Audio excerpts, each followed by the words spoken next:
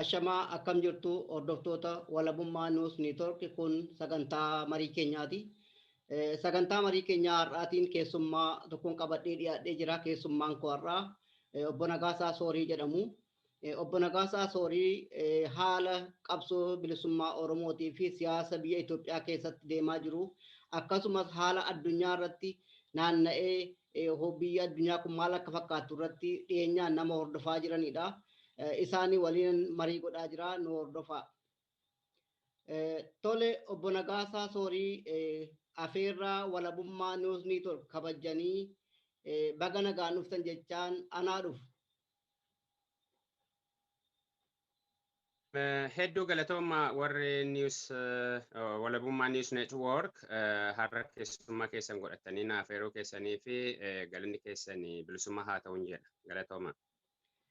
Tole obbo Nagaasaa gara gaaffii keenyaatti darbuudhaan isin akka haala biyya addunyaa kanarra naanna'aa jiru yookaan immoo haalli siyaasa biyya Itoophiyaa keessa jiru uummata Oromootiin wal qabatee nama dhiyeenyaan hordofaa jirtanidha. Haalli amma jiru kun maal fakkaata akkamitti nu ibsitu?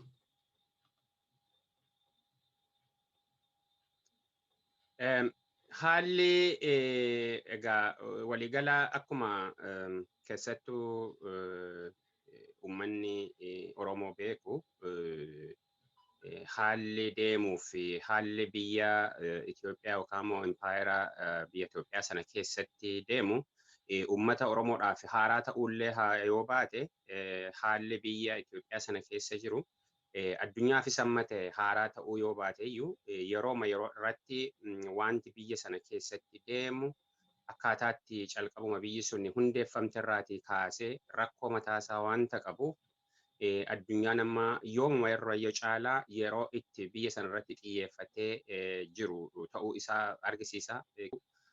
Haalatti addunyaan biyya sana ilaalu sababa strategic place biyyi sun uumamaan bakka isheetti teesse qubatte suni haalota adda addaa biyyoota westernii duukaa wal qabatee haala nageenya isaanii duukaa wal qabatee national interest isaanii warri biyya Awuroopaas baqattoota kana biyya Ameerikaarra biyya Awuroopaadha sababa ji'oogiraafiidhaan biyya sanarraati Horn of Afrikaarraati yoo rakkoon tokko maddee kan calqaba tuqamu biyya Awuroopaadha. Kuni beekamaadha haalatti uummanni biyya sanarraati yoo ka'e garamitti dhaqee eessarratti dhaqee akka inni qubatu beekamaa wanta ta'eef biyya sana akka addaatti ilaalu biyyuma Horn of Afrikaa sana sababa kanaadhaa fi amma keessatti immoo yerootti 2018 irraa kaasee haalli tokko uumameera jedhamee isaanis wanta yaadan abdatan daqiiqaa tokkotti fudhanne siyaasa biyya sanaa sana ground breaking change jedhanii yeroo isaan itti yaadaatti turan. Haa ta'u iyyuu malee uummanni Oromoodhaaf keessattuu qabsaa'onni Oromoo wanta ta'uuf deemu hin hubatu turan.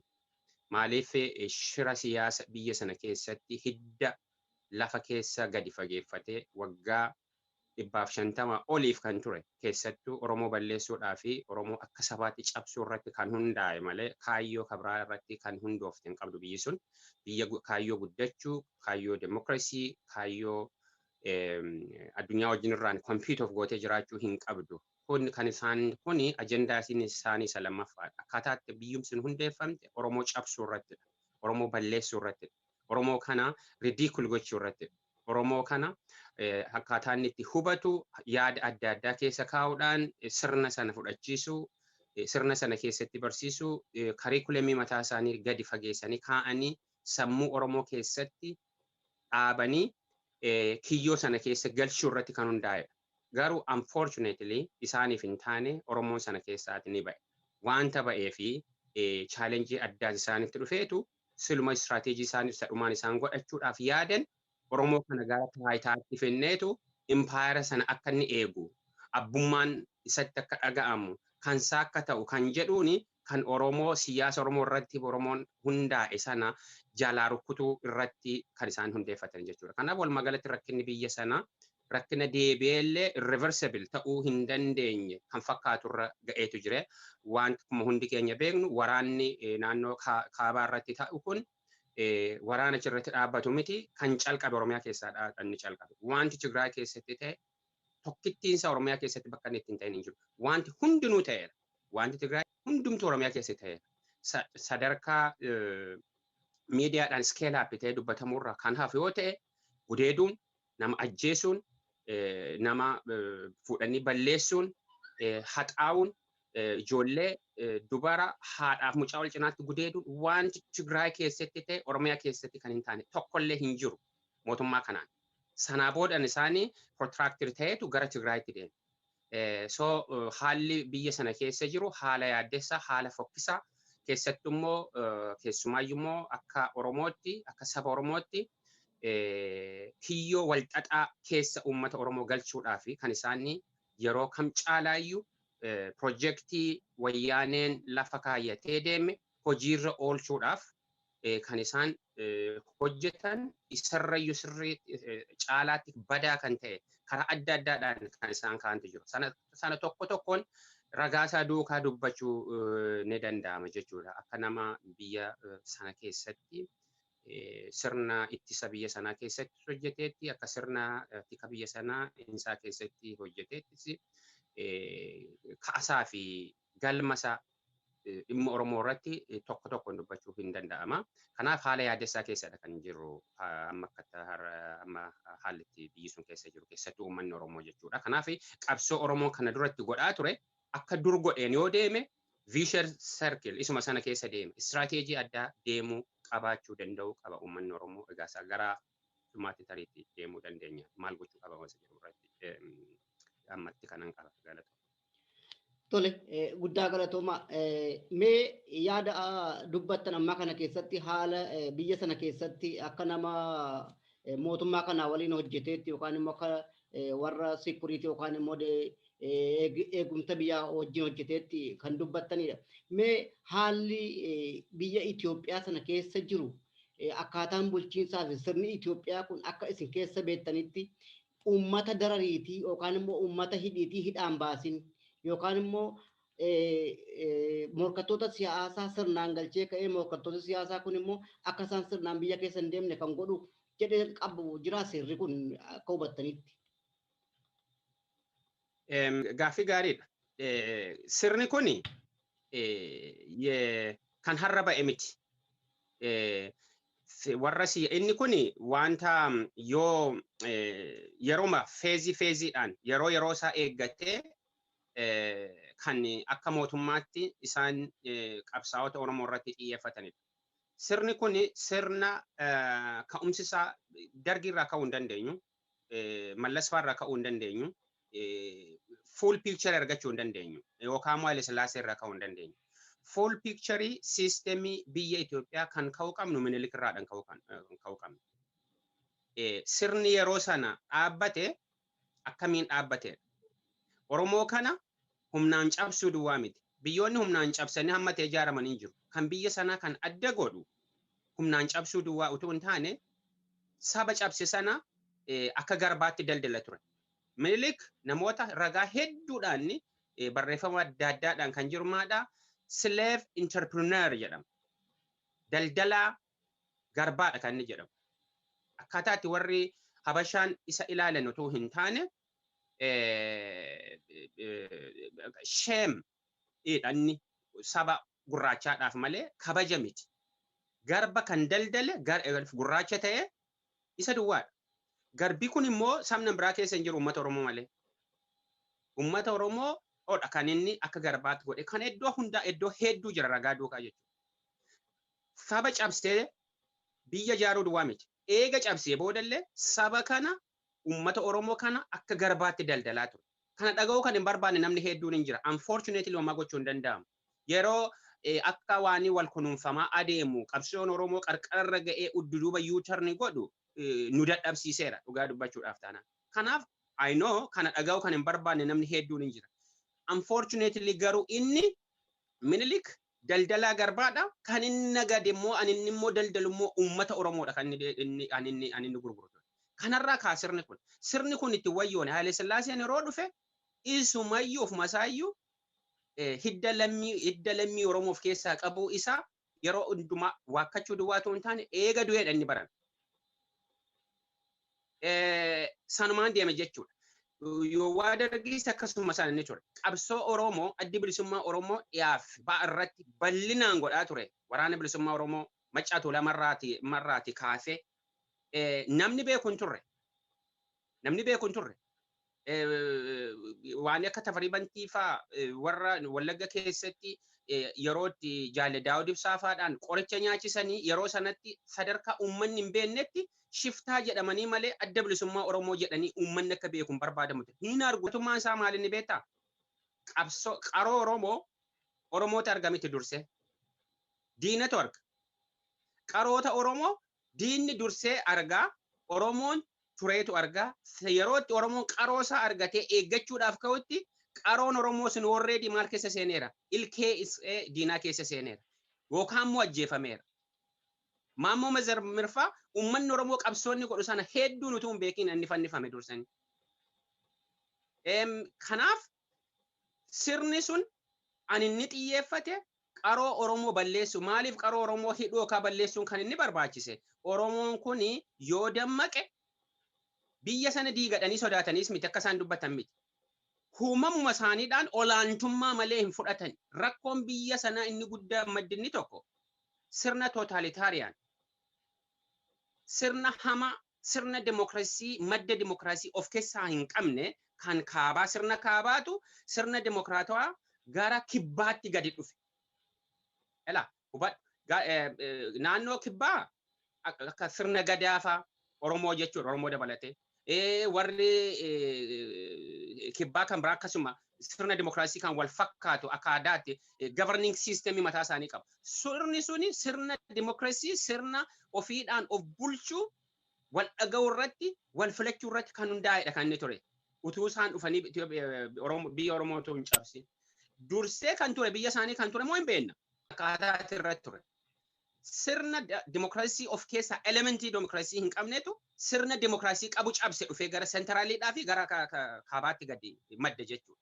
Inni suni bakka hundumaatti of ijaar hidda dhaabbate jechuudha. Sirna demokraataa, sirna wal dhaga'u, sirna an barbaadde waliin filattee waliin jiraachuu, akkaataatti waliin waa tokko godhattee jiraachuu, of dandeessee jiraachuu, biyya taatee jiraachuu dandeessu sana akkuma jirutti dhufaniitu biyya sana keessa galchan jechuudha. Kanaaf kan hiddaan buqqaa'u qabu sanadha. Hin dhufame gaatama dhufee yeroo wayyaanee keessas isaan maadha sirnoota saboota of danda'u suni ofii isaanii saba bicuu wanta ta'aniif biyya xiqqaa wanta ta'aniif lammaffaa irratti immoo boorderii irra wanta jiraniif insignifikantiidha contribution isaanii biyya sanaaf jechuudha. Utuu isaan hin jiraatiin qaamni hafe sun Itoophiyaa ta'ee jiraachuu hin danda'a. Kanaaf maadha sirna manipulate godhan akkaataatti sabni hundinuu fudhatan sirna federalizimii namni ofiin of bulchuu sana hin jibbu wanta ta'eef ishee lafa kaayyatanii garuu namni ofiisaadhaan of bulchee hin beeku jechuudha. Inni kun immoo yeroo dhufu isuma sana yuutarni godheet sammuu hudduuba gara dargiis miti. Gara Lissaalaasees miti. Sirna waggaa 150 dura ture sirna Minilikitti dhanni deebisuu hawwee jechuudha. Kanaaf yeroo sana keessatti wanti ture akkaataa isaan itti amma yeroo baay'ee of dhiyeessan utuu hin taane waajjira sana keessatti dhimma riisarchii piroojeektii gurguddaa dhimma waa sagalee qabsaa'otaa, sagalee siyaasaa, sagalee miidiyaa ukkaamsuu irratti piroojeektii sana keessatti kan hojjetamaa ture. Tireeffiin isaanii inni guddaan adda bilisummaa Oromoo ture. Ani sinumaayyuu na ajaa'ibsiisa. Adda bilisummaa Oromoo homaa miti jedhanii qabsaa'onni keessaa yaa'anis inni kaanis utuu hin beekin gadi buusee akka faayidaa tokko nu hojjennetti rafaa turetti waa isaan dubbatanii baay'iseetu na ajaa'ibsiisa. Maaliif seete? Hojjechuu isaanii kan beeku warra diinaatu beeka ture. Akka isaan amma kan homaan hojjetan jedhan miti halkanii guyyaa piroojeektiin isaanii inni guddaa sirna security keessatti jamming system meeshaa sophisticated ta'e yeroo bitan targeettan isaan godhanii adda bilisummaa Oromoo. Sun maal argisiisa? Waajjira keessatti gabaasni dhufa yeroo hedduu. Opereetoroota adda bilisummaa Oromoo qabachuu hin danda'an. Rakkoon keenya isaan jedhan yeroo baay'ee gabaasni dhufan bira dhufa. Look, adda bilisummaa Oromoo kana gaa akkaataa ofii isaanii immoo maadha uummata Oromootti jibbisiisuudhaa fi akkuma tokkoon goone akkuma achumatti dulloomanii tortoranii homaa hin hojjenne akka sanaatti isaan kaa'an. Funyaan isaanii keessa taa'eedha paakejiidhaan liidarshiip adda bilisummaa Oromoo diiveloopan godhaa ture. Kanaaf Oromoon ammayyuu taanaan warra akka kanaatti yaadu dammaquutu irra jiraata jechuudha. So haala kana nama hidhaa siyaasa keessaa baasaa akkas baasaa waraqata irratti barreeffamatanii kaayyachuu yoo dhabani ajandaa isaanii keessa jira. Fakkeenyaaf waa tokko dubbadheen si xumura. Addi bilisummaa Oromoo bara 2018 yowwaa warri siyaasaa biyya alaa jiran haa galan yowwaa jiran yeroo baay'ee ibsameera kuni gabaabseedhuma dubbachuudhaafidha. Qaama sadaffaa jedheetis ture. Dhaabni kun muuxannoo qaba. Gaaffii sirrii ture. Anis atis sabni Oromoo namni miidiyaa kana dhaga'u hin arga. Hin dhaga'a. Maaltu ture? Adda bilisummaa Oromoo irratti dhiibbaa keessaaf alaan afaan tokkotu dubbattanii ijoollee keessan kana wagootan malee siluma sadarkaa saalfachiisuudhaaf namni dhaga'u dhibee namni hundi dhiibbaa guddaatu hin taane ridiikul godhee dhaabni sun uummataaf inni dhaabbate ofiisaadhaan miti ofiif du'ees dhiisees dhimma hin qabu liidarshiipiin calqaba wareegamaaf bahee dhiibbaan akkasii uummata keessas aktivistoota keessas dhaabolee adda addaa keessa yoo jiraate jedheetu ka'ee gale. Yeroo galu isaan kan isaan yaadanii dursanii kan galanii turani quba qabdoo ta'e warri akka boleen colataa fa'aa galaniiru uummata Oromoo duratti durii gaati akka taabotaatti kan yaadamanii achi abaa'oo tokkoomee galaniiru yeroo galanii uummanni Oromoo qubayyuun qabu galuu isaanii. Akkuma kanaadha se'anii isaan sunis warra OPDO sana amansiisanii galan yeroo isaan galan garuu sochii guddaa uummanni miliyoonaan galaanatti galagalee fudhate. Guyyaa lama immoo guyyaa sadii booda waan ta'e beektaa? Adaamaa irratti atattamaanii warra OPDO Lammaa Magarsaa fa'aadhaan hoogganamu Abiyyi fa'aadhaan atattamaan walgahii atattamaadhaan isaan godhatan. ISIS miitingan isaan godhatan. Maal ilaalchisee? Wanti isaan dhimma adda bilisummaa Oromoo quba qaban. Wanta isaan Kamaal Galchuu fa'arraa dhaga'an. Wanta isaan Leencoo Lataa fa'arraa dhaga'an. Wanta isaan Dooktar Diimaa fa'arraa dhaga'an. Haqa akka hin taane. Eessaa dhufe kun? Ijaarsi biyya keessaa sun eessaa dhufe? Uummanni kun maaf yeroo isaan sana duukaan baane kun maaliif bahe kan jedhu gamaggamuu isaan irra ture. Gamaggama sana irratti isaan murteeffatan dhaaba kana sirna filannoo keessaa adeemsa filannoo keessaa utuu hin gahin diiguu balleessu. Sun immoo istiraatiijiin isaan godhatani Asmaraa irratti waliif galanii cabsuu duwwaatu hin taane waraana sana akka hin galle maal gochuu isaan irra jira sahafe waraana sicha gale Asmaraa irraati isa gale ajjeesuu panish gochuu torch gochuu ardaayitaatti akkuma quba qabnu jechuudha. Sun signaalii maalii argisiisa jechuudha. Warra laga jiranii akkasuma taatu hin dhufiinaa jechuudha. Yoo akkas godhan malee maqaa kabraa baasanii dhaaba kana sas jiru ittiin komachuu yookaan immoo ittiin cabsuu hin danda'an turan. Kanaaf pilaanii isaan baasanii kuni sirna intelligensii keessattidha kan inni hojjetame. Istiraatiijii kanaan namni bakka akkanumatti hagalu waraanni kanaa booda yoo hidhatee hidhannaadhaan hin barbaannu jedha. Wanta isaan achitti hojjetan garuu hin beeku namni. Sababa siyaasa barachuudhaa fi qulfii siyaasaa yookaan furtuu siyaasaa argachuun waladda beektaa. Kanaaf furtuu siyaasaa adda bilisummaa Oromoodhaaf waraana bilisummaa Oromoo biradha kan jiru. Amma yoonaatti. Kanaaf ishee kana fayyadamaniitu utoo amma waraanni sun yeroo sana galee hundinuu akkuma jedhanitti walii galaniiru ta'e sababa itti isaan adda bilisummaa Oromoodhaan kasisan hin jiranii dirree adda bilisummaa Oromoo keessa jirutti immoo dhaaboliin siyaasaa kan mootummaa keessa jiranii iddoo tokkotti iyyuu dhaabbachuu hin danda'an. Maaliif qabsoo warri Oromoon biyya sana keessatti godhaa jiru qabsooni uummanni Oromoo dhale miti. Diinni kan dhalhedha. Diinni kan dhashedha. OPDO irraa kaa ammas OPDOdhaan dhuma jechuudha. OPDOni akkuma hundi keenya beeknu qabsoo uummata Oromoo dhale miti. Adda bilisummaa Oromoo qabsoo fi gaaffii uummata Oromootti dhale Finfinnee keessatti kan dhuura Oromiyaa keessatti kan ijaarame. OPDO seenaasaa irra deebisuun barbaachisu diinatu dhale. Qabsoo diinaatu dhale. Qabsoo diinni Oromoo cabsutu dhale malee kan Oromoon dhale miti. Silumayyuu beektaa. OPDOdhaan uummanni Oromoo yoo bilisoome utumatti bilisoome jechuudha. Salphinadha. Generational salphina. Akkamiin? Alli biyya Tigraay utuu Oromoon OPDOdhaan bilisoomeeti bar tokko konuuti isin ijaarame akkuma jedhaniini gadaantummaa akka garbummaatti generation dhufutti dhaga'ama ture. Kanaaf OPDOdhaan utuma bilisooma iyyuu Oromoof salphinadha. OPDOni ta'e PP'n qabsoo Oromoodhaan jiraachuu miti diigamuu qabu seenaa godaannisa hamaadha uummata Oromoo keessatti kan isaan qaban. Seenaa godaannisa hamaa hamma fedhe waan gaarii otoo hojjetanii iyyuu godaannisa hamaadha. Akkaataa isaan ittiin ijaaramantu uummata Oromoodhaaf salphina guddaadha. Kanaaf mooraalii itti madhaabbatanii isaanii dhaabolee akka KFO fa'aa dhaabolee akka adda bilisummaa Oromoo fa'aa kana kirisaayizii godhanii isaanuma keessatti hin uumamu. Hin beenna hedduu jechuudha. Na kana inni jechuu barbaada. Guddaa galatooma obbo Nagaasaa. Mee asuma keessaa utuun bahimee waa bulleessinee darbuun gaariidha. Waggaa 27 guutuu mootummaan EPRDF uummata kana hidhaa dararaa kolaasaadha kan ture. Isin achi keessatti akka nama biyya sana keessatti hojii hojjetaa mootummaa sanaa taatanii quba qabdaniitti jechuu kooti. Erga kanaa asii qabsoon qeerroodhaa fi qabsoon bilisummaa Oromoo finiinee mootummaa kana aangoo irraa kaaseera. Mootummaa kana eega aangoo irraa kaasee warruma IHADEG yookaan immoo EPRDF keessa jiran sanatti of jijjiirree dhufnee jijjiirama finnee waan jedhan qabu. Jijjiirama finnee mormitoota hundumaa biyyatti galchinee biyya kana nagaa goonaa jedhani. Jijjiiramni dhufe kun maaltu jijjiirame? Maaltu immoo jijjiirama kana fiduu danda'ame akka achi keessa turtanitti maali? Gaati yeroo wanti kun ta'u ani biyya sana hin jiru. Garuu immoo adeemsaaf ijaarsa mataa keenyaa qabna. Ijaarsi biyya keessatti hojjetaa turre hin diigamne jechaadha. Kanaaf fooniin yoo as jiraannes wanta hundumaadhaan achi jirra. Walqabataadha jechuudha. Psychologically wanti deemu jechuudha. Kanaaf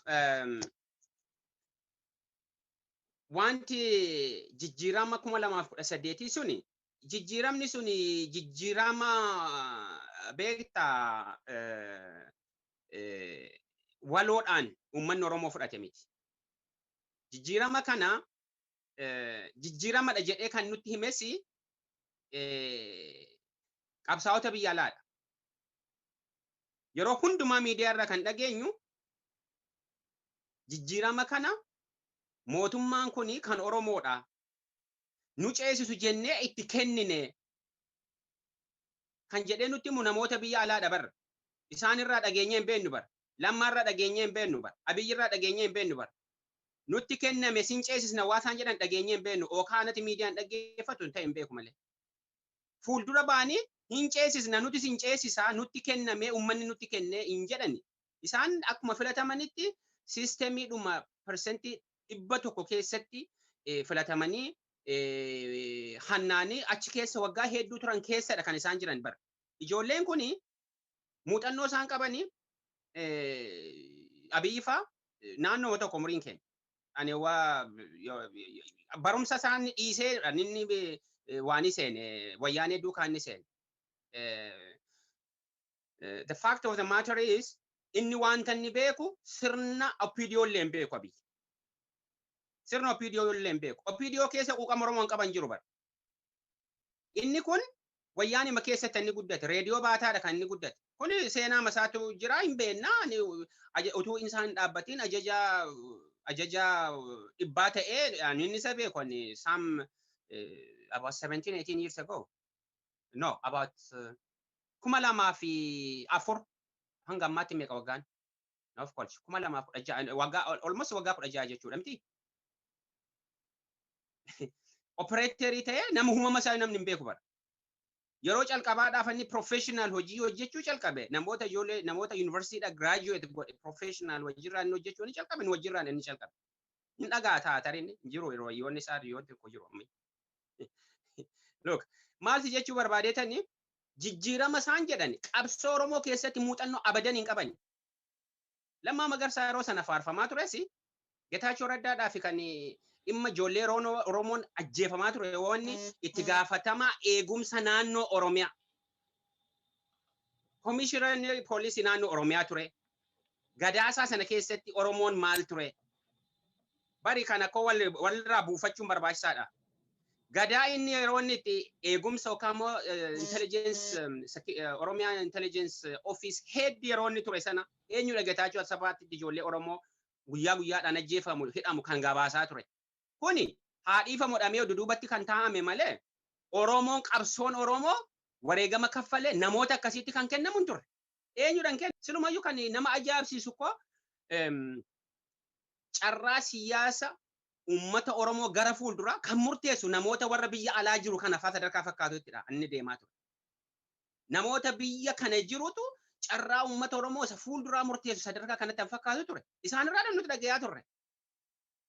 Look, kanaaf jijjiiramni jedhame suni sammuu namaa keessatti uumame malee wanti jijjiirame hin jiru. In fact jijjiirama inni jira. Jijjiiramni sun maadha? Wayyaaneen sertifikeetti kennanii badhaasanii xurataadhaan isa kaan konkolaataa VAT'dhaan isa kaan xiyyaaraanii bizinesii reetiidhaanii maqaleetti galchaniiru. Boqonnaadhaaf boqonnaa haaraaf silaatii qantuun kun qabsoon kun qabsoo ijoollee Oromootiin hoogganama ta'e achi deemutu hin taane jastisiiti servidii ta'a ture. Lafa jastisiin hin jirre nagaan hin jiru. Jalaa baqatanii namni deeme tokko hin jiru bara. Getaachoo Asaffaa dabalatee namni miliqee achi galee hin jiru bara. Kan Getaachoo Asaffaa gaafachiisu Lammaa sin gaafachiisa ture yoo seerri jiraate. Icciitii guddaan iddoo isaan jiru. Kan Getaachoo Asafaatti kasasamu Abiyyiin itti kasasama ture. Icciitii guddaan sana ture. Argite kana dhagaati. Kani har'a isaan lafa nama dhukkubu ammaa tuttuqusa jedhan sana wayyaanee kana fuudhaniitu nama biraadhaaf qaama biraadhaaf kennuu kan isaan barbaadan jechuudha. Har'a eenyudha Central Committee warra wayyaanee mini mana dhaadhaati kan ba'e. Jaalala Abdii Raggaasaa famanidhaa ta'anii, Jawaar Mahammad famanidhaa ta'anii, Baqqalee Garbaa famanidhaa ta'anii, Koloneel Gammachuu Ayyaanaa fa hiriyaasaa ta'anii isaaniin kooch godhaa ture. Manadhaa ka'aniitu miseensa wayyaanee miseensa duwwaatu hin taane Central Committee member dubartii kana eenyu maqaan ishee waan akkasii faamina isaan gadhiisan. Look, kanaaf jijjiiramati turetu hin taane siistemii ittiin isicha Oromoon biyya Oromoo kana diiguudhaaf kan dhufe malee jijjiiramni tokko jiraatee miti. Jijjiiramni sun yoo jiraate adda bilisummaa Oromoo faa kana dadhabanii turan. Wanta hedduudhaan wanta dadhabanii fi galchaniitu balleessi yookaan diikoogaa ajjeesuu sana carraa sana opportunity sanatti fayyadamaniiru. Garuu kan isaan hin hubanne adda bilisummaa Oromoo hooggantoota amma jiru duwwaadhaan miti kan inni jiraatu. Nama tokko yookaan nama lama irratti kan rarra'e miti. Utuu nam tokkoof nam lamatti ta'eeti adda bilisummaa Oromoo yoo waa eenyu faa OPDOtti galan yeroo sana akka dhaabaatti gala beektaa Diimaa Nagaoodhaa fi Leencoo Lataadhaa fi Galaasaa Dilboo duukaatu PPT gala ture dhaabni adda bilisummaa Oromoo. Argitee dhaaba kana isaan akkatti ilaalan beektaa dhaaboliin baay'een hin ijaaramu hin diigamu. Hammuma fedhe beekoo qabaatan. Qinijjiitan jedhamu sana yaadattoota hin ijaaramee hin diigame ji'a keessatti. Dhaabni hedduun biyya sanatti diigamee ijaarama. Hin diigamaa hin ijaarama. Hin diigamaa hin ijaarama. Dhaabni adda bilisummaa Oromoo namarratti kan rarra'e miti. Kanan isaan hubachuu dadhaban. Kan nama gaddisiisu sanan isaan hubachuu dadhaban. Silaatii Leencoo Lataadhaa fi Galaasaa Dilboo duukaa diigama ture adda bilisummaa Oromoo. Garuu of course yes namoonni kun warra mandhaa jiran ajjeefamuu danda'u. Akka hin taane ta'uu danda'u. Warri hafes akkas ta'uu danda'u. Garuu suni isaanis hin fayyaduu duwwaatu hin taane biyya itti isaan kakatan sana silumayyuu dafee ilkee Oromoo keessaati kan buqqisu violence relationship between Oromo and biyya empire sana waladda biyya adda addaadha yeroo hundumaa relationship in Oromiyaadhaa fi biyya Itoophiyaa jidduu jiru violent relationship hin qabu tasuma Oromoon biyya sana keessatti ijaarsa irratti role hin qabu. Kan ammas namni hedduun dhaga'uu barbaaduu dhiisuu danda'a namoonni intellectiin adda addaa. Ijaarsa empire Itoophiyaa keessatti Oromoo mati role hin qabu. Achi keessatti hin hirmaanne nam tokkittiin maarree Goobanaa Daacee maal goote na jechuu danda'a namni dhaga'u. Goobanaa Daacee akkuma Looreet Tsaggaayee Gabramadiin jedhan nama sirna gadaa dhiisee achi gateetu sirna Minilik fudhatee ture. Isa fudhachuu duwwaa miti. Hidda hamma hidda lama sadiitti ummata Tuulamaa kana kan balleesse bar namni sun. Ummanni Tuulamaa suni harkaan kennu inni jedhe immoo Arsiidhaa Baaleettidha kan inni godaane bar. Akkuma jirutti ummata Tuulamaa sana kan cabse namni sun bar. Kanaaf sirna sana keessatti hin qabu jechuudha. Warra akka Abdiisaa Gaafa, warra akka Jeneraal eenyu Jagamaa Kelloo faa, Abte Gorgis Dinagdee faa, eenyu Baalchoo Abbaa Nabsoo faa. Isaan kun maal beektaa qacaramanii isaan hojjetanii. Sirni sunni akka itti isaaniif ta'u warri Minilik yookaan warri nafxanyaan eega ijaarratanii booda Oromoo cabsaniitu hojii sii kennu jechuudha. Bara kanas jira miti reegaa kun amma akka bara Jeneraal Baacaa Dabalee faa akka bara Jeneraal eenyu Mardaasaa faa bara isaan Itoophiyaa eeganii nuun jedhanii seenaa hin taane barreessuudhaaf miliyoona isaan qophaa'aa jiran. Isaan kun amma Oromoodhaaf isaan hojjetaa jiran. Oromoodha yes. Dhaloonni waggaa 50 booda bara akka isaanii sana Itoophiyaa eege jedheettiin Itoophiyaa sana eeguudhaaf kileem godhaare. No. Argitee kanaadha kanaaf summiin itti isaan deemanii isaanis cabsaa deema malee itti succeeding godhan. Oromoo gatii kaffalchiisa? Yes, of course. Garuu Oromoon sadarkaa bilisummaarra this much kan isaaf. Ofumadhaan of xalafu. Kanarratti ajandaa kee haala ta'uu danda'a. Dhimmi itti walumaa gala biyyi sun amma ilaalamaa jirtu diplomatically eega uumamteeti. Eega uumamte sadarkaa akkasiirra geessee hin beeku. Nan beeka karaa adda addaadhaanii keessattuu embaasii biyya kanaa hirmatanii karaa isaan beeka. Wanta isaan ba'anii boo'anii fi yeroo yeroodhaanii regular waanii qabu walgahii qabu hin jiranii jechuu danda'ama jechuudha. Kanaaf nabsee isaanii ani itti qabee jiru warra amma qaama Oromoo keessaa faa ba'anii Oromoodhaaf jedhanii isaan lubbuu PP kana akka hin duune recited godhaadhan isaan jiran recited isaan godhaa jiru. Deebaniitu hafuura baafachiisuudhaaf kan du'e kaasuudhaaf rakkataa jiru. Walumaa galatti gabaabsee generally inni akka inni ilaalutti kana natti fakkaata. Guddaa galatooma obbo Nagaasaa. Mee amma immoo haala amma jettan kana keessatti mootummaan kun sisteemii godheetti kan inni mormitoota biyyatti galchee sisteemii godhe kana keessaa amma yeroo ammaa kana haalli ittiin deemaa jiru akkuma isin jettan mul'achaa jira.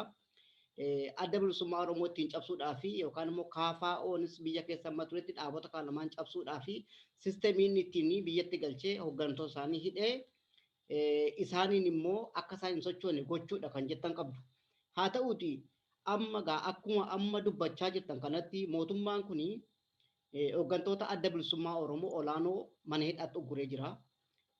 Kan KFO'os akkasuma hooggantoota olaanoo mana hidhaatti ugguree jira. Kanneen kaan immoo manni murtiillee bilisa baasee poolisiin akka hin gadhiifnedha kan ta'ee jiru. Isarratti deebi'ee immoo filmaata geggeessina jedheetu karoorfatee filmaata sana keessaa adda bilisummaa Oromootii fi KFO'n hooggantoonni keenya hidhaa waan jiraniif waajjirri keenya cufamee waan jiruuf filmaata kana hin hirmaannu jedhan dimokiraasiin akka hin jirre mirkaneessan jechuudha. Haa ta'uuti mootummaan kun kana gochuudhaaf gara dimokiraatawaatti deemuudhaaf filmaata kana sirnaan geggeessee biyya kana tasgabbeessuu danda'a hamma haalli kun sirratinitti akka nama keessa beeku tokkootti isin. Gaaffii gaariidha Boris galatoom. Egaati waa'een dhaabolee Oromoo jajjaboo fi hangafa adda bilisummaa Oromoodhaaf KFO'n naamusa gaariidhaan itti gaafatamummaa qabsoo Oromoo kana fuulduratti kan fidaa tures waliinis akkuma yeroo adda addaa isaanuu gabaasaa turani waliinis gatii gurguddaa kaffalaadhaan isaan turan. Kanaaf haala isaan ittiin waloodhaan biyya Oromoo kana ijaaruudhaaf biyya Oromoo kana mootummaa Oromoon godhatee hin beekne ammarraa yoonaatti eega dargiin kufee Oromoon mootummaa mataa isaan qabu qabaatee hin beeku qabaachuullee hin danda'u ture sirnatti danda'u keessa hin turre. Yeroo calqabaadhaa fi biyyi Oromiyaa mootummaa mataasaa maal mootummaa qabaatee hin beeku mootummaa naannoo Oromiyaa jedhamee yeroo hundumaa kan dubbannaa jechuu danda'a namni jechuu danda'a mirga isaati jechuu danda'a. Garuu akka nama keessa beekutti keessa hin jiraadhe bara. Mootummaan hin qabamu Oromoon mootummaa qabaatee hin beeku mootummaa mataasaa. Ofuma isaaniiyyuu uummata sana caalaa isaanuu ofuma isaaniiyyuu kiyyoo keessa kan isaan turani. Sababa kanaadhaa fi dhaaboleen kun lamaanii responsibility guddaa fudhatanii calqaba ijaarsa isaaniirraati ka'ee keessattuu amma iddoo biyyatti galaniis immoo naamusa gaariidhaan waliin yeroo isaan hojjechuutti ka'ani adda bilisummaa KFO'llee gatii kaffalchiise.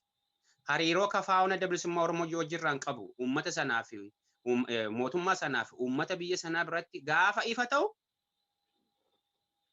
sadarkaa durataa adda bilisummaa Oromoo Jaalle Daawudii fi Profeesar Mararaadhaan adda baasuu dadhabaniitti hidhan isaan dhufan. Gatii isaan kaffalchiise jechuudha.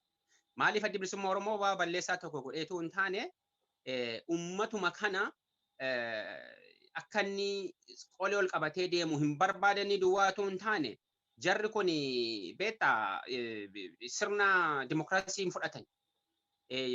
Jaarraa abbaa gadaatu yeroo tokko maal jedhee na ajaa'ibsiisa har'a taa'een waan yaadu jedhee sabni kun warra nafxanyaa baay'ee gaafa nafxanyaa sanyii tokko irratti kan xiyyeeffate miti kan akka irra Jeneraal Mardaasaa fa'aa kan akka Taayyee fa'aa kan akka Biyyii fa'aa nafxanyaan hin jiru. Nafxanyaa tokkoffaan isaan dhalootaan Oromoo ta'uu duwwaa miti. Kanaaf saba tokko irratti kan xiyyeeffate miti qabsoon uummata Oromoo. Kan akka uummata Oromoo moodelii biyya sanaa keessatti Itoophiyaa man jedhamtu sana moodelii illee yoo fudhadhuudhaan Oromiyaadha kan indikeet godhu. ani Itoophiyaan tana promoting godhu ani isa promoting godhu hariiroo Itoophiyaa fi hariiroon Oromummaa diinummaadha. Akkamitti walitti araaraa inni qabsoo kan biraa mataa isaa kan barbaachisu barbaachisaadhas immoo miti immoo qabsoo kan biraadha. Kanaaf uummanni kun jedhe regardless yuunivarsiitii barbaadanitti haa baratani biyya barbaadanitti haa dhalatani hamma barbaadan haa beekani meentaalii dimokiraataas hin taane nama jaabsiisa bara kun mul'ata guddaadha anaaf dhugaa dubbachuuf taana dimokiraataas hin taane Kaanadaa rakkoon biyya sana bara amma Dr. Biraanuu Naggaa yoo fudhatte well barateera barachuu duwwaatu hin taane biyya Ameerikaa keessatti nama barsiisaa turedha. Sammuun isaa dimokiraataas ta'uu hin danda'u abadan Andaargaachoo Tsiggaadaa nu bira inni ture. Dana biyya UK dha kan inni ture. Dimokiraataas hin taane Oromoo kana gadaantummaan cabsumadha kan isaan barbaadan jechuudha. Isaaniif dimokiraasiin olaantummaa saba tokko ofii isaanii yookaan sirna Itoophiyaa sana leellisu duwwaa. Impaayera dulloomaa sana nama deebee maintain godhu duwwaa. Kanadha. Sababa kanaatiif adda bilisummaa Oromoo immoo sana beektaa sana promoting godhu yookaan immoo sana leellisu kafaa'oon amma ta'e Itoophiyaa keessatti jedhee of ilaala waan ta'eef dhagaa warri nafxanyoon ittiin darbatan turan dur mootummaadhumadha malee kan isaanii rakkisu ture. Kafaa'oo kan jibbu mootummaa duwwaa miti warra mootummaa hin taane dabalateetidha bara. Dur kafaa'oo irraa kan rakkoo qabu mootummaa duwwaa ture. Abiyyi faa fuuldura if you remember. Adda bilisummaa Oromoo irraati. Oromoo adda Oromoo ala hundumaatu rakkoo irraa qaba ture. Kafaa'oo irratti garuu sababa isaan akkasitti of beekuu isaanii Itoophiyummaarra lakkaan keessaanii Oromoo dursuu ka jedhu sanaanii hunduma isaanii akkuma ammatu jette manadhaatti gashanii biiroon isaaniis cufanii kan adda bilisummaa Oromoos akkuma hundum keenya addunyaan beeku kana godhaniitu filannoo immoo itti deemnaa. Look, egaa filannoo kuni maal duukaa ilaalamuu danda'a? Kan Eertiraa duukaa ilaalamuu danda'a. Isaayyaas Afeworqi. Addunyaa kanarraati liideriin calqaba yeroo calqabaadhaaf saawwaa dhaqee recognize godhee qaamaan dhaqee viizitan godhe Abiy Ahmed. Eertiraan naashinaalistoota hanga ta'e aarseera hamma ta'e. Abdiin isaan qaban turan saawwaa cufsiisisuu Isaayyaasiin malee saawwaadhaaf dhaqee viizit godhee iddoo kennee recognitionif beekumsa kennisiisuudhaaf hin turre. Uummanni Eertiraa kan isaan hawwii qaban turan. Namni kun hammam completely Isaayyaas Afeworqii fi sirna Shaabiyaadhaanii manipulator ta'uu isaa argisiisu tokko sana. Lammaffaa irratti achirratti hin dhaaban. Dhimma security biyya sana meeshaalee ammayyaa Air Force dabalatee artificial intelligence dabalatee lafa meeshaa security gurguddaan kan mootummaa biyya sanaa national interest biyya sanaa eegu jedhamee yaadamu institution hundumaa akkuma hundi keenya argine dhaqeetu physicalidhaan inni visit godhe Isaayyaas Afeworqi. Namni kan biraa visit hin goone biyya biraas hin godhamu waan akkasii. Yeroo sana gaate namni inni dammaqu qabu ture. Sanaa booda kan inni promote godhu isuma hundi keenya beennudha jechuudha sanaa booda. Dhimmi waan filannoo yookaan immoo saba akkasii kun jedhu sin barbaachisu. Kanaaf har'aan inni advised ta'aa jiru isaanidha. Isa duwwaa immoo miti. Dhimma akkuma yaadannu 1998 boodadha Eertiraanonni hedduun isaanii kan isaanii biyya Itoophiyaa keessaati ba'an malee hamma 1998tti positionii gurguddaadhaan isaan qaban turan. Intelligence keessa, gumruuk keessa, Air Force keessa iddoo hundaa jiru turan. Hundumaa sagassagamanii turan jechuudha. Iddoo sanatti deebi'aniiru har'a. Har'a nan shakka boordiin filannoo Itoophiyaa treasury security Shaabiyaa aladha jedhee nama nonarra. Kun immoo utuu Abiyyiin beekin kan ta'e miti. Kanaaf inni filannoo jedhamu maal jedhamu namni kan uummanni hin galleef jiraachuu danda'a, hin hubanne jiraachuu danda'a, waan isaan itti himan kan biraa, wanti isaan mana isaanii keessatti warri mootummaa godhan kan biraa, asii mana cufatanii boo'u banneedhanii achi immoo baaniitu homtuun jiraniitu uummata baasaniitu dhiichisiisu. Kuni yeroo masaa eeggatee gadi yaa'aa deema wanta ta'eef wanta isaaniin baasu miti. Adda bilisummaa Oromoo filannoo keessaati. Ari'anni akkuma 1991 akka bara sanaa ari'ameetu akka sanaatti hafa inni egaati adeemsaa fi ijaarsa adda bilisummaa Oromoo qopheeffate duukaadha kan inni murtaa'u. Haa ta'uyyuu malee addi bilisummaa Oromoo uummata isaa keessa jira. Har'a ga'aadha. Hammanni keessa ture kun uummata Oromoo kana maal akka ta'e dhugaan ni qabate 2018 irraa kaasee dhugaan shakkiin dhaamni sun qabu har'a dhugaa ta'e waraana bilisummaa Oromoo illee dabalatee jechuudha. The only political calculation hojjete karaa gama kanaadha jechuudha. Inni kaan hundinuu U-turn godhe. Nu gananii jedha namni. Eessatti waadaa walii galan? Uummata Oromoo isa kan biratti waadaa galan. Kan nama saalfachiisa bara. Nu gananii of course individual yoo ta'e na gananii jechuudha kan irra jirtu malee nu gananii jedhan eeyyatu na gaafate naane waa biyyi fi lammaadhaan taayitaatti waa fidan uummata Oromoo isa kamti gaafateetu nu ganan jedha. Privately discuss waan filatame hin jiru. Kan nu gane beekumsa keenya political landscape nuti ilaallu ceesisnee ilaallu sana gabaabaa ta'uu isaati ofiin of ganne malee mootummaa achi keessatti dhalatanii ijoollee guddatan keessattuu sirna intelligensii keessatti waggaa hedduu jiraatan amantee ta'eetu ittan kenneetu nagane waa jettu hold on a second of ilaaluu barbaachisa irra jiraata. Kana maaliif inni gadi jabeenyaan yookaan immoo fuulduratti bold ta'ee dubbadha nama hedduu gammachiisuu dhiisuu danda'a irraa akka barannuufidha. Maal goone barannan masarraati. Kan jedhu kaa'uudhaafidha. Kanaafidha malee akka isaan filannoo keessatti adda bilisummaa Oromoo hin hirmaachisne. Akka isaan hidhan adda bilisummaa Oromoo jalaa hin banne nama hedduu keenya jalaas hin banne. Unexpected miti waan hin eegamne miti. Waan eegamu garuu hooggantoonni gatii kaffalu. Kanaaf naannoo Oromiyaan mootummaa mataa ishee qabaachuu qabdi. Silumayyuu akkaataatti mootummaan Oromiyaa ijaaramuu fi beezii gaariidha kan isaan uuman warri nafxanyaan warri TP'n beezii gaarii uumanii fi uummata Oromoo akka inni jabaate mootummaa mataasaa mootummaa cimsaa mataasaa akkaataa inni ijaarratu jechuudha. Mootummaa har'a uummanni Oromoo sirna sana fudhadhu duwwaatu hin taane waraanni sunis ta'e poolisiin naannoo keessa hin ejjetu jedhe hin eeyyamu jedhe namni achi keessa dhaquu danda'u hin jiru. Nama fixuun silas hin hafne. Kanadha kan hin jedhu ammatti. Baay'ee galatooma hubannaa bareedaadha kan laattanii. Mee obbo Nagaasa amma yeroon keenyas gara dhumaatti deemaa jira. Gaaffiin itti aanu uummanni Oromoo bara dheeraadhaaf qabsoo bilisummaa Oromoo kanaa fi qabsaawaa ture. Namoota hidhamaniif illee sagalee ta'aa ture. Bara wayyaanee sagalee tokkoon biyya alaa taa'es qabsaawaa ture, dippiloomaasii geggeessaa ture. Bara har'aa kanas immoo uummata keenya hidhamanii hidhaa jiraniif uummata keenya du'aa jiruuf bakka adda addaatti sagaleen ta'amaa jira. Sagalee ta'amaa jiru kana keessaanii hiriirri adda addaa bahee karaa danda'amuun uummanni keenya sagalee kennaa jira. Haa ta'uuti bara EPRDF waggaa 27 guutuu uummati keenya cunqursaa turanii miidhaa turanii toorchi godhaa turan jennee balaaleffachaa turre. Amma haalli tokko biyya alaa kana keessatti kan mul'atu jira. Uummata keenyaaf sagalee taanaa jedhanii sagalee yeroo isaan hiriira ba'anii uummanni keenya kan duukaa bahee hiriira ba'aa jiru jira.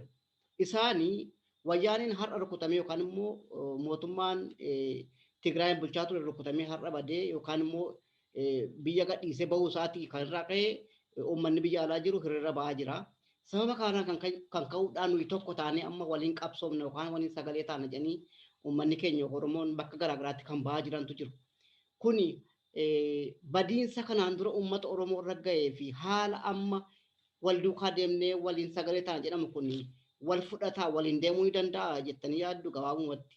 Gaaffii gaariidha. Kun egaati akka ishuu guddaattidha kan inni ka'u yeroo baay'ee. Egaa akkaataatti namoonni qabsaan sana baruun baay'ee barbaachisaadha yoo danda'ame jechuudha. Isaanidha kan beeku haa ta'uyyuu malee. Yeroo itti uummanni Oromoo horar sadiitti dhibbentamaan kan lakkaa'amu akka bineensaa boollatti namni yeroo inni dhumu wayyaaniin isaa godhu eenyu isaa godhu ummanni biyya sana kan Tigraay duwwaatu hin taane ummanni ni kaaniyyuu sana balaaleffachuutu irra ture. Hammam Oromoon kun akkatti ilaalamu Oromoo kanaaf haa galuuf jechaadhaaf kana hin galleef jechuu komiti kan hin hubanne yoo jiraate in keessa. Ummata biyya sana keessatti irra jireessaan sadarkaa hundumaan jechuu danda'amu biyya sana keessatti gatii kaffalaa ture dhala Oromoodha. Ummata Oromoodha. Ummata Oromoo kanarraa kan darbe ummanni kan biraan yeroo itti ummata Oromoodhaaf sagalee ta'ee hin jiru. Fedhii argisiisuu irratti karaa adda addaadhaatiin karaa warra kaabaa kanaa ijaarsa adda addaa dabsuma Oromoo jiraan jiruun intaressiin tokko inuma jiru ture inni akkuma jirutti ta'e. Ummanni kun ummata Tigraay wajjin irraan ummanni Oromoo biyya alaa jiru kun wajjin dhaabbachuu akka lama keessaa tokko isa kam akka ta'e isaantu beeka. Inni tokko Oromoon haati Oromoo wanta boosseef haati Tigraay nagaan akka boossu ummata barbaadu min ummanni Oromoo. Ummata argitee kan nagaadha. Garaagartummaan isaanii fi nu jidduu jiru kanadha. Ummanni kun ummata nagaa, ummata haammatee, ummata of caalchisee isa wajjirraan jiru jiraachisuusaa duudha mataasaa qabaa. Kanarraa maddeeti wajjin dhaabbatu ijoolleen gudeedamu isaanii isa Oromiyaa keessatti ta'e ija nu diimessaa ture nu boosisaa ture isa sana isaanis akkas ta'uu hin qabani an dhaabbanne wayyaanii wajjin tun taane civilians casualty dhibee warra civilii irra ga'e rakkoo warra civilians irra ga'e irra an keenya haati keenya boo'aa turte ammas boo'aa jirti kan yeroo kam caalaayyuu haati Oromoo har'as boo'aadha kan isheen jirtu kam yeroo kam caalaayyuu akkasuma isaanis haa boo'anis ta'e yeroo darbe waan boonu callumadhanii jedha duudha Oromoo miti haa ta'u qabsootti Oromoon godhu akkaataatti wayyaaneedhaan deebee jiraachisu irratti qaamni godhoo jiraate salphina guddaadha. Maaliif madaan mata Oromoo ammallee hin gogne. Madaan haadholii keenya ammallee hin gogne. Ijoolleen isaanii kan ajjeefame utuu hin gogin nan beeka beektaa yeroo Abiyyi faa ajjeefameetu obboleessi yeroo Mallas faa yoo wayyaanee obboleessa ajjeefameetu yaa kana keessatti amma yeroo Abiyyi faa ammoo mucaatu lammaffaa nan qaban immoo jala ajjeesan ammas haadhaaf abbaa biratti. Kanaaf uummanni Oromoo wayyaanee deemuu yoo gammachiise wayyaanee kabraa isaa olii bakka buusuu irratti isaaf immoo qabsoo cinaadhaan gochuu hin qabudha. Qabxiinni guddaan tokko. Inni lammaffaa immoo uummanni duukaa ba'u kun hawaasadha ta'uu danda'a kan duukaa ba'e. Alaabaa amma kanafaa namni qabatee deemu kallattiidhaan dhaaba siyaasa tokko adda bilisummaa Oromoo duukaa qabsiifachuu barbaadu warri diinaa warri naftanyaas ta'e warri PP. Alaabaa adda bilisummaa Oromoo already mallattoo qabsoo Oromoo mallattoo alaabaa uummata Oromoo ta'eera. Deeggartoonni kafaa'oo konferensii guddaa ba'anii yeroo isaanii alaabaa adda bilisummaa Oromoo qabatanii ba'anii argineerra hundi keenya. Kanaaf namni alaabaa adda bilisummaa Oromoo qabatu miseensa adda bilisummaa Oromoo yookaan immoo kontiroolii adda bilisummaa Oromoo dhaabni sun itti gaafatamu ta'uu hin danda'u. Hawaasa kana keessatti hundinuu by default sana qabateedha kan inni ba'u. Yoo waa ba'u immoo hawaasni immoo maadha? Hawaasni tokko dhaaba siyaasa tokko walumaa galatti kan qabate otoo hin taane keessa sana keessa hawaasa biyya kanaa kana keessa miseensa hawaasa sana keessa PP'n jiraachuu danda'a hawaasa waanta ta'eef of dhoksee nafxanyaan afaan Oromoo dubbattu jiraachuu danda'a of dhoksee hin beekin miseensonni kafaa'oon jiraatu miseensonni adda bilisummaa Oromoon jiraatu hawaasa kana keessa. Kana keessaati qaamni ba'u mari'atee akka hawaasaatti ba'oo ta'e wanta kabiraadha. Garuu addana Londonitti dhufanii jennaani warri walgahii sana hiriira nagaa sana orgaanaayiz godhanii dhaqaniitu hin dhaabsan achumatti eenyutu sin argee akkamiin dhuftanii kaniitu wayyaanii hojirraan waan hin fixanneettiin hedduutu jira. Kanaaf hin ta'uu iddoon kun kan eeyyamsiisne poolisiidhaan kan keenya dhadhaniiti deebisanii jechuudha. warri hiriira nagaa sana qopheessanii as London irratti. Kanaaf hariiroon uummata Oromoo fi wayyaaneen qabu hariiroo diinummaa irraatii deebee firummaatti hin jijjiiramne ganaadha. Ganaa waan wajjinirraan kileem gootu jira. Waa heedu diinummaadha kan jiru. Inumaayyuu hariiroo mootummaa amma jiruuf hariiroo wayyaaneen qabudha. Wal jidduu isaan jidduu kan jirudha. Firummaan kan jiru. Karaa hundumaa kan inni argisiisu firummaan. Inni dhaqanii waraana godhan suni Abiyyi faa barbaadee miti bara. Utuu boodhaan inni waraana sana erge. Waraana sana akkas godhi jedhee kan itti erge warra nafxanyaadha.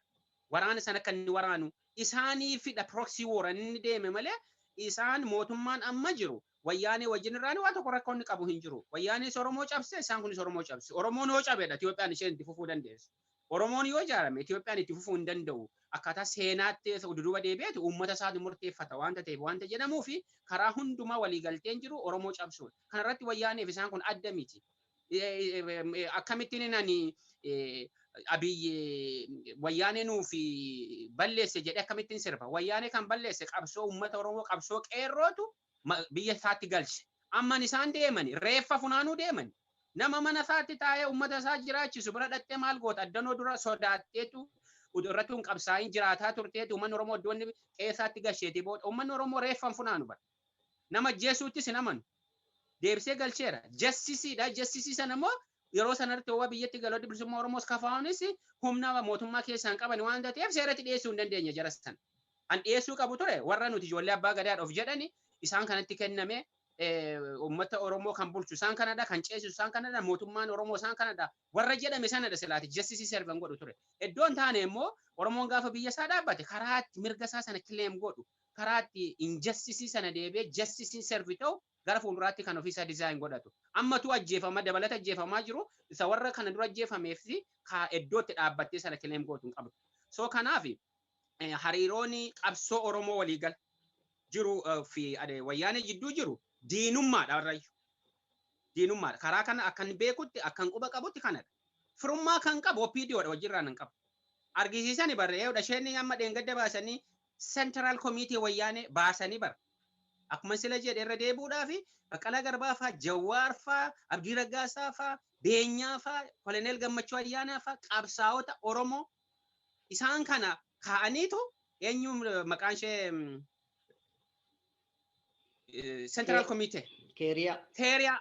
Ani isheen jedhaa turte akkaataa isheen itti dhaadataa turte biyya sana galtee uduruu balaaltee viidiyoo sana ilaaluu hin dandeessa. Akkaataa isheen tuffiidhaan akkaataa isaatti mootummaa sana nama dhufe akka isheen dhuftetti ishee deebisna nama jedhaa ture.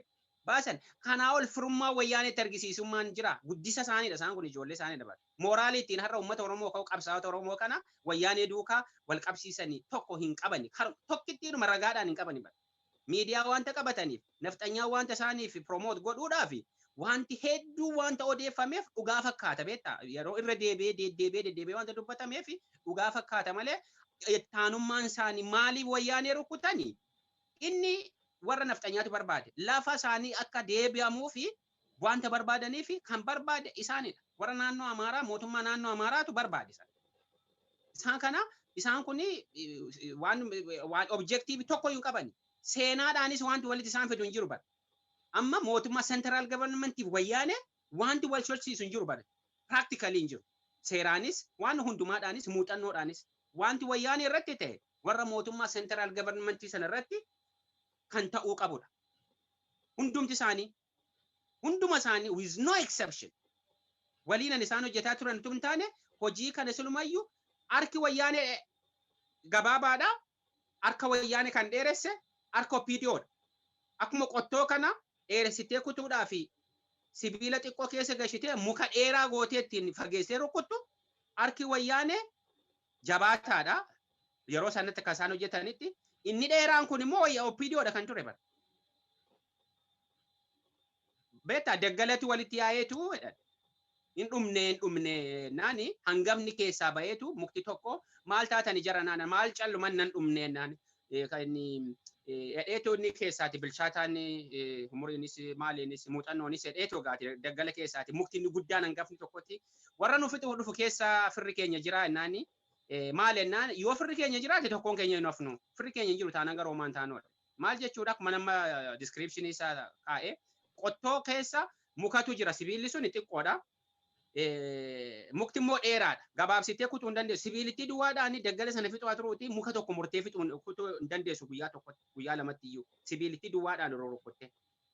Muka sana carabuudhaaf kutuudhaaf muka dheeraa keessa galfatta jechuudha.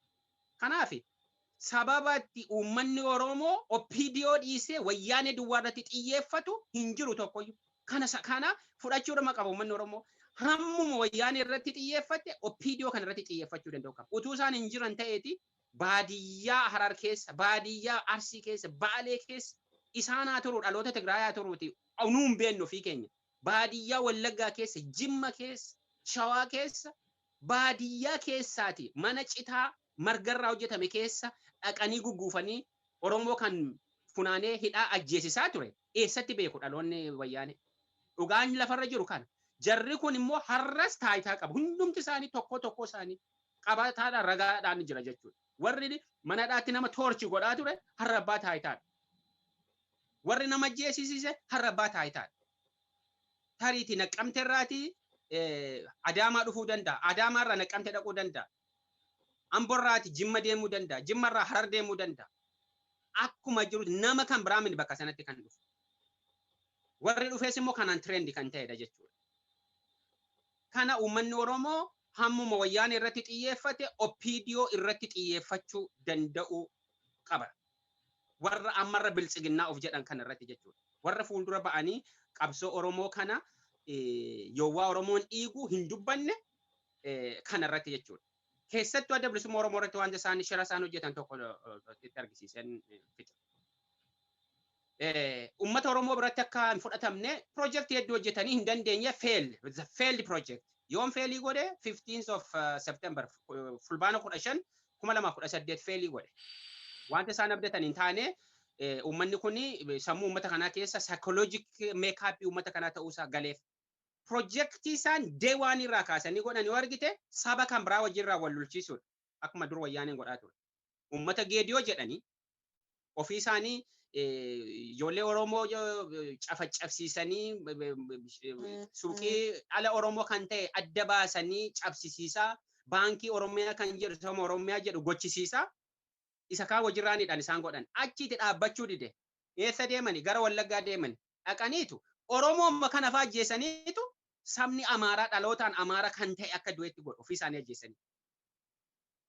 Kana akka adda bilisummaa Oromoo sana jibbinsa addaa sabni kabraa keessatti godhaadha kan isaan dhufanii jechuudha. Suni jijjiiramanni isaanii fidu tokkoyyuu hin jiru. Wanti isaan nama qumaara dhumarratti taphataa turan wanta abbootiin isaanii train isaan godhanii taphatanii feelii godhee kufaa kan dhufedha jechuudha. Kanaaf iddoo tokko wanta isaan ga'uu danda'an hin jiru. Yoo tokko gochuu danda'u biyya sana diiguu danda'u inni immoo boqonnaa haaraa uummata Oromoodhaaf akan yaadu. Guddaa galatooma obbo Nagaasaa. Mee amma yeroon keenya gabaabbatee gara xumuraa keenya irraa uummata Oromootiif dhaamsa yoo qabaattan yookaan ergaa yoo qabaattanii haala sila jettanis dhumarratti uummanni Oromoo maal gochuu qaba akka jettan sana daqiiqaa xinnoo isinii kennaati xumuran. Wanta bakka lamatti kaaseen baasa ergaa kana maal gochuu qabna jedhu karaa gama koo ani in my view uummanni Oromoo biyya keessa jiru jireenya sana kan muuxannoo sana kan qabu uummata Oromoo. Day in day out guyyaa guyyaadhaan muuxannoo isaa kan qabu rakkina isaa kan dhandhamataa jiru uummata sana.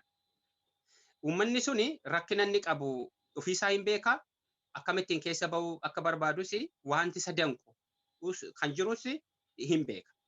Uummanni suni qabsaa'ee rakkoo kana ofirraati akka kaasu gaaffiin tokkoyyuu hin jiru. Gaaffiin tokko hin jiru. Wareegamni kana hin barbaachisaa hin taane ammas kaffalamuu nama gaafata. Inni lammaffaa egaa inni biyya keessaa akkuma jedhee sana mootummaa naannoo ce'umsaa mootummaa Oromiyaa ce'umsaa naannoo Oromiyaa ce'umsaa sana ijaarrachuu danda'u qaba. Uummanni kun maaliin ijaaruu danda'a? Intarestii argisiisuu duwwaadhaan ijaarrachuu danda'a. Qabsoo tokko malee fedhiidhaan argisiisuudhaan warra kana ijaaraa jiru jala dhaabbachuu dhiisuudhaan mootummaa naannoo isaa ijaarrachuu danda'a. Dhaaba tokko miti kan ijaaru. Mootummaa naannoo ce'umsaa naannoo Oromiyaa kan ijaaru dhaaba tokko miti. Stakeholderii Oromoo hundumaa institutionii hundumaadhaani mari'atamee kan hojiirraan ijaaramnu jechuudha. Kan ce'umsaa waan ta'eef. Inni lammaffaa waa'ee qabsoo diyaaspooraati. Qabsoo diyaaspooraa kun salphaa miti. Akkatti warri mootummaan tuffatanii hojii dhabaniitu iyyu jedhaa turani. Qabsoon sun jijjiirama fiduu isaa waan beekaniif fedhan isaan dheengadda bare Ameerikaatti akeekkachiisa kennisiistaa oolanii ministeerri foreign ministeriin biyya sanaa iyyuu galateeffatee ture. You see, yoo waa qabsoo kan Oromoo ta'u inni biyya alaa kun uummata tokko faayidaa hin qabu jedhu. Kan isaanii yoo waa fi isaanii rakkatanii hudhaman immoo nu dirmadhaadhu. Amma galata koronaa kanaaf malee Awurooppaa keessatti wacu turani. Oromoonis qabsoon diyaaspooraa kun akka addaatti itti fufuu qaba. Hiriira nagaa duwwaa miti. Hiriirri nagaan barbaachisu jedhaan jiru. Akkaataatti warri wayyaaneen jijjiirama fidani hiriira nagaa duwwaadhaan mini. Isaan baay'inni isaanii iyyuu hedduun ture. Lobby and diplomacy. Diplomasiidhaa fi hojii lobbiidhaan aktiivizimii keessaatii namni diyaaspooraa hedduun bahee garamitti deemuutu irra jiraata. Diplomasiif lobbiitti deemuutu irra jiraata. Maadha fakkeenyaaf siistemiin siyaasa biyya UK kan inni hojjetamu constituency based representativein paarlaamaa keessa jiranii bakka bu'oota uummataa kan isaan aktiivili hojjetanii bakka keessaa baanidha jechuudha. Bakka sana keessa namni abbaan fedhe yoo jiraate isaa wajjin irraanii rakkoo sana diilii gochuudhaaf mirga qaba. Face to face personally arguu danda'a jechuudha. Kanaaf diplomasiidhaa fi loobiidhaanii irratti yoo jabaate isicha hiriira nagaadhaan baate sana caala inni taddana constituency keessatti hojjettu suni namoota sana qabatteetu maal goota namoota sanadha kan table godhu marii paarlaamaa keessatti table godhu discuss godhu jechuudha. Calma hiriira nagaa baatee dhiiste yoo ta'e garuu MP'n keessa hin beeku bakka bu'aan uummataa wanta inni beeku hin jiru jechuudha. Akka addaatti irra jireessa hiriirri nagaa akka jirutti ta'eeyyuu dhimma dippiloomaasiif loobii irratti garuu Oromoon sanarratti muuxannoo kan qabuu fi hubannoo kan qabu dhimma siyaasaa irratti kan qabu sanarratti baay'inaan yoo hojjete member of parliament isaa nama hedduu inni achi jirus innas jirus bakka adda addaa inni jiru suni akkaataan sana interestii sana discussion irratti kan godhate table godhu jechuudha mana marii. Murtii siyaasaa kan kennu mana murteedha. Achitti paarlaamaa keessatti biyya kanatti House of Lords House of Commons kan jedhamu jira. Bakka jiraadhu keessatti jira representatiiviin jira okaa jirti. Bakka jiraatutti akkasii fakkeenyaaf Birmingham keessatti, Manchester keessatti, Leeds keessatti, iddoo adda addaa keessatti, Scotland keessatti waan akkasiin jira jechuudha. Magaalaa xixiqqoo keessattis akkasumatu jira jechuudha. Jarri kun representatiivii naannoo sanaadhaan isaan dhaqanii achi dhaabbatanii aktiiviidha.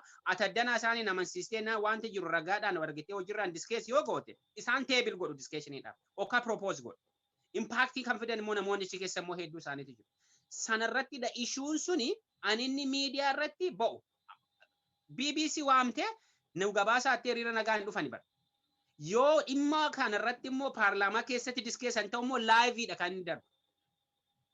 Kanaaf akka kanaadhaan qabsoo itti fufuu danda'u qaba inni biyya alaa. Lammaffaa irratti immoo qabsoon keenya hanga 2018tti maal ture reassess gochuu danda'u qaba namni yeroo qabsaa'u.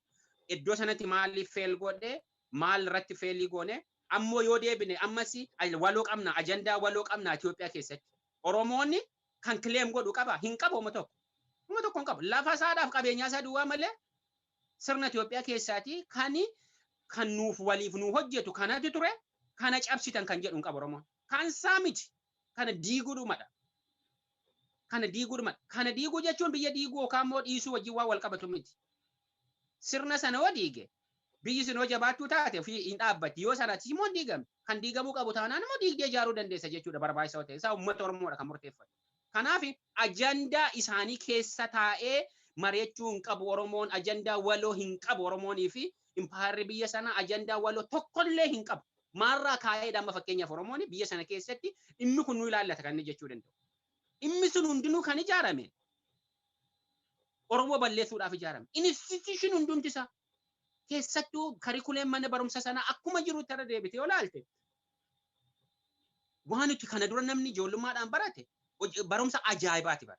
Oromoo kana balleessu kan gadi buusu maqaa isaa takkaataan itti saalfatu afaan dubbatu kana gamadaaf ittiin jedhanii wanta hundumaadhaan waa nageenya keessatti, waa'ee ittisaa keessatti, poolisa keessatti, mana barnootaa keessatti, health service keessatti, banking system, institution hundumaa keessatti Oromoon kanaatu waliin qabna, kana na jalaa cabsitan kan jedhu qaba. Ajandaa tokko illee hin qabu bara. Yoodhuma of fedhee identity crisis keessa seenee ani Itoophiyaawidha bakka na ilaallata jedhe malee akkaataan itti ijaarrate sun. Kanaaf kana I think yoo kana feeziyaan biraa ajandaan biraadhaan qabsoo haaraadhaan Oromoon ittiin deemne ammas akkuma kanaan yoo itti deemne iddoo tokko dhannee kufnee dudduuba deebi'uun keenya waan oolu miti. Maaliif trapped taanee rachi keessatti siyaasa isaanii keessatti trap nu godhaniiru. Sirna adeemsa stupidity keessatti dhaqqee sadarkaa sanatti yoo mari'atte hin mo'amta yeroo hundumaa. Maaliif ati stupidii miti ka. Sanattis immoo trend miti ati. Sanas keessatti muuxannoo hin qabdu. Muuxannoo tati qabdu muuxannoo wal dhaggeeffachuu waliin jiraachuu yookaan immoo nagaan baanii nagaan galuu wal dhaga'uudha. Aadaa akkasii qaba Oromoon. Aadaa hin qabne sana keessaa aadaa qabdu keessaa baate aadaa hin qabne keessa teesse falmeen mo'a yoo jette gowwummaan nu bira jira malee isaan bira miti. Ani kana nin jechuu barbaadu galatoomne. Guddaa galatooma obbo Nagaasaa Soorii walabummaa News Network afeerraa isinii godhee fi gaaffiif deebii irratti yaada bal'aa fi barumsa kan qabu nuuf kennuu keessatti guddaa galatoomaan isiniin jedha. Hedduu galatooma isinis walabummaa News Network afeeruu keessaniif hedduu galatooma galanni keessan bilisummaa ta'uu jedha. Hayyee hordoftoota keenyaa kun walabummaa News Network sagantaa marii keenyaa irraatiin obbo Nagaasaa Soorii waliin goone kanumaan xumurraa amma sagantaa itti aanutti waltumti nagaatti.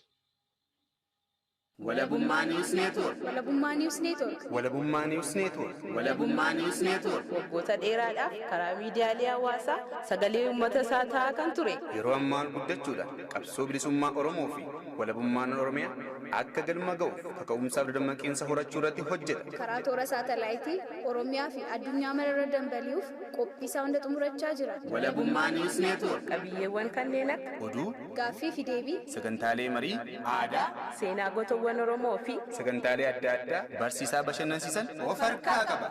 Walabummaa News Network. Miidiyaa walabaa fi loogirraa bilisa ta'e. jijjiirama hawaasaatti fufiinsa qabu dagaagsuuf miidiyaa hundaa'e. Walabummaa News Network.